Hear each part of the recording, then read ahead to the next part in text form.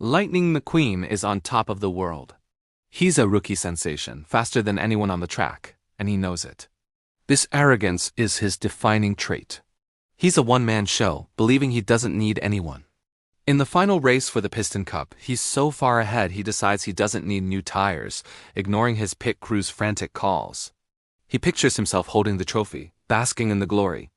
But his pride comes before a fall, or in this case, a blowout. Both his rear tires explode on the final lap. He desperately sticks his tongue out, trying to inch across the finish line, but ends up in a three-way tie.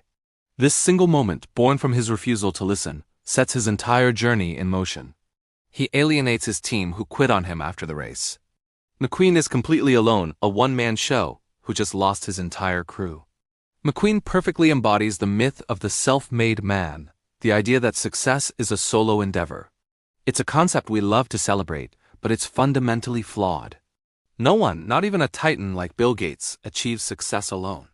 Gates had the advantage of a wealthy family, access to one of the few high school computers in the world, and a crucial partnership with Paul Allen. His mother's connections even helped him land the pivotal deal with IBM.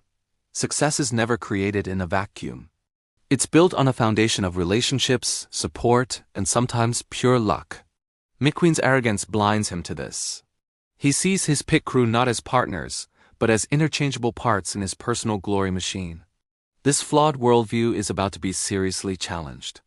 Lost and desperate to get to California for the tiebreaker race, McQueen ends up in Radiator Springs, a forgotten town on the old Route 66. Radiator Springs is a time capsule, a relic of a bygone era when the journey was just as important as the destination. The town represents everything that modern society, obsessed with speed and efficiency, has left behind. The creation of the interstate highway, as the sheriff explains, bypassed towns like this, letting them slowly wither away. People don't take time to enjoy life anymore.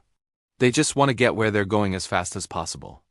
When McQueen barrels into town, he's a disruptive force of modernity, tearing up their main street and their quiet way of life.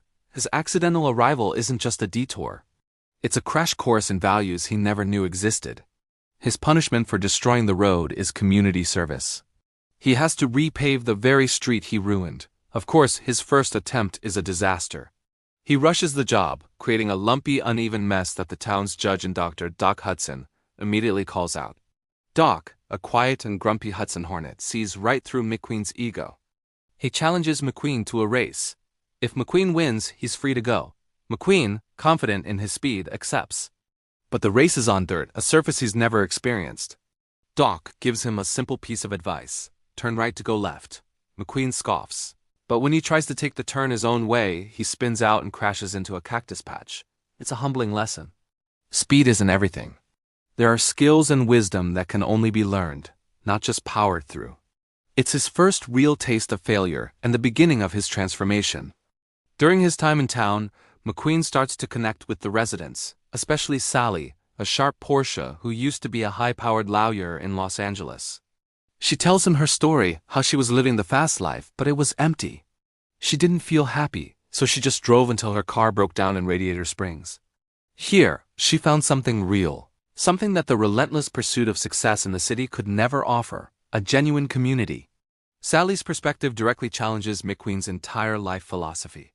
He's always believed that winning and being the best was the only path to happiness. Sally shows him there's another way. A life built on connection and shared joy, not just individual achievement. Their late-night drives and conversations start to open his eyes to a different kind of fulfillment. Sally takes McQueen to an abandoned hotel overlooking the valley and shows him what Radiator Springs used to be. Decades ago, Route 66 was the main artery of the country, and the town was a vibrant, glowing beacon in the desert. It was a place where people stopped, connected, and enjoyed the journey. She laments how the interstate changed everything, making travel about speed rather than experience. People fly right past on the freeway, missing the beauty and the life happening just off the main road. For the first time, McQueen starts to see the value in slowing down. He spent his whole life focused on the finish line, never realizing how much he was missing along the way. This realization is a crucial turning point, as he begins to understand that true richness in life isn't always found in the fast lane. The biggest lessons, however, come from the mysterious Doc Hudson. McQueen stumbles upon Doc's garage and discovers a hidden secret. Doc Hudson is actually the fabulous Hudson Hornet, a legendary racer who won 3 Piston Cups. When confronted, Doc is furious, not proud. He reveals the bitter truth of his past. A terrible crash ended his career, and when he was ready to return, the racing world had moved on. They didn't want him anymore. He was old news. That rejection shattered him, and he vanished, leaving the racing world behind forever. Doc's story is a painful reminder that fame is fleeting and loyalty is rare. But in Radiator Springs, he found something more enduring. A community that valued him for who he was, not just what he could do on a track. His painful experience reinforces the core theme. Success is hollow without people who truly care about you. After this heart-to-heart, something shifts in McQueen. He finishes paving the road, but this time he does it with care. He's not just completing a task. He's giving back to the community that has started to feel like home. He even decides to stick around and help the local businesses, buying new tires from Luigi and a paint job from Ramon. As he does this, the town comes alive. They turn on the old neon lights, and for one magical evening, Radiator Springs is restored to its former glory. It's a celebration, a moment of pure, collective joy. McQueen, for the first time, is part of something bigger than himself. But just as he's found his place, the outside world comes calling. The media and his agent, Mac, descend on the town. It's time to go to the Piston Cup. The farewell is bittersweet. McQueen is torn. He's finally found real friendship and a sense of belonging, but his lifelong dream is waiting for him in California. He shares a heartfelt moment with Sally, thanking her for everything. You can see the conflict in his eyes. Leaving Radiator Springs now feels like leaving a part of himself behind. As he's being whisked away, a reporter thanks Doc for tipping them off about McQueen's location.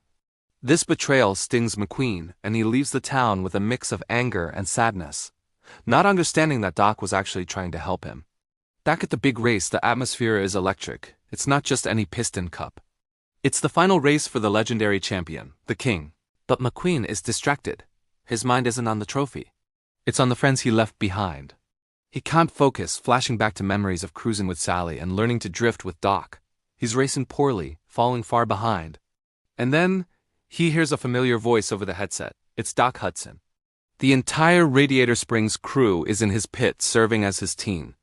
Doc is now his crew chief. With Doc in his ear, McQueen finds his focus. Turn right to go left, Doc says, and McQueen nails the move, stunning the commentators. The crowd goes wild as they realize the legendary Hudson Hornet is back. With the support of his new family, McQueen drives the race of his life, fighting his way back to the front. He's neck and neck with the King and the perennial runner-up, Chick Hicks, on the final lap. Victory is just a few feet away. But then disaster strikes. In a desperate, dirty move, Chick Hicks sends the King flying into a terrifying crash. As McQueen speeds toward the finish line, he sees the wreckage of the King's car. He flashes back to Doc's story, a champion's career ending in a crash. In that instant, his priorities shift. He slams on the brakes just inches from the finish line, letting the undeserving Chick Hicks claim the Piston Cup. McQueen then reverses, drives back to the King, and pushes him across the finish line, ensuring the legend can complete his final race with dignity. It's a stunning act of sportsmanship and selflessness. In that moment, McQueen proves he's a true champion, even without the trophy. Tex Dinoco, the owner of the team the King drives for, is so impressed that he offers McQueen the lucrative sponsorship he's always dreamed of. But McQueen politely declines. He's learned that trophies and fame aren't what matter most. He chooses to stay with his loyal, albeit less glamorous, original sponsors. He's learned the value of loyalty and friendship. His journey has taught him that success is meaningless if you have no one to share it with. He returns not to the victory lane, but to Radiator Springs, the place that has become his true home. There, he establishes his racing headquarters, bringing life and business back to the town he loves, surrounded by the friends who taught him what it truly means to win.